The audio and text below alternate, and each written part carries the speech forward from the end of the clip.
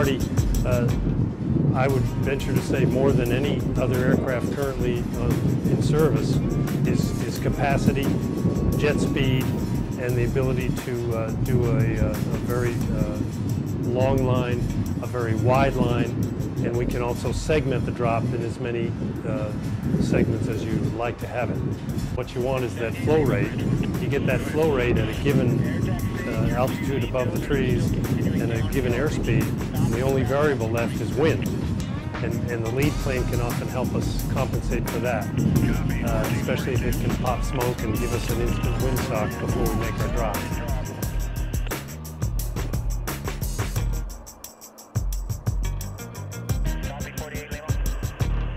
We have consistently been asked to build line, and with one application, often build 3/4 of a mile, a very effective line.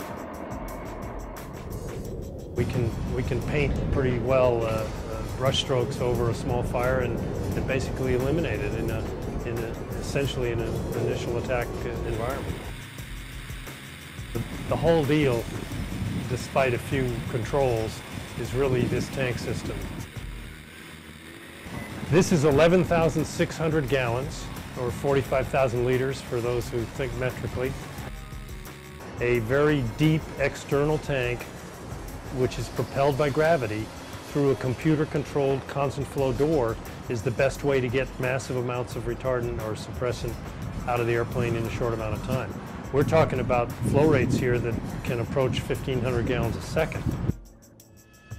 You could take the same amount of retardant and put it in smaller airplanes. It's better to have it all at once than it is to have it over, say, the space of half a day, trying to get more airplanes to dump the same amount of stuff.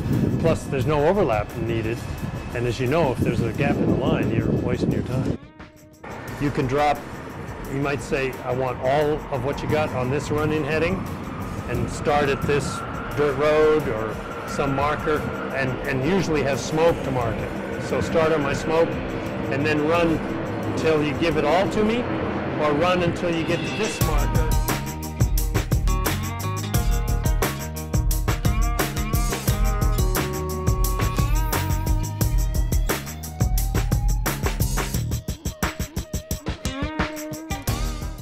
The other factor is when we get an order, we get to the fire fairly quickly, even if we're farther away than a slower aircraft, and we come with more, the equivalent of perhaps 6 or more aircraft, and we can, as I said earlier, segment the drop. So it's almost as if you call this airplane, you're getting 4 or 5 MAFs in one application.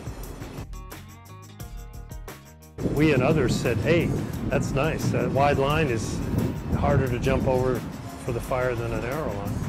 And it gives the bulldozer guys and hand crews more time and more safety to get in and enhance that line by removing fuel.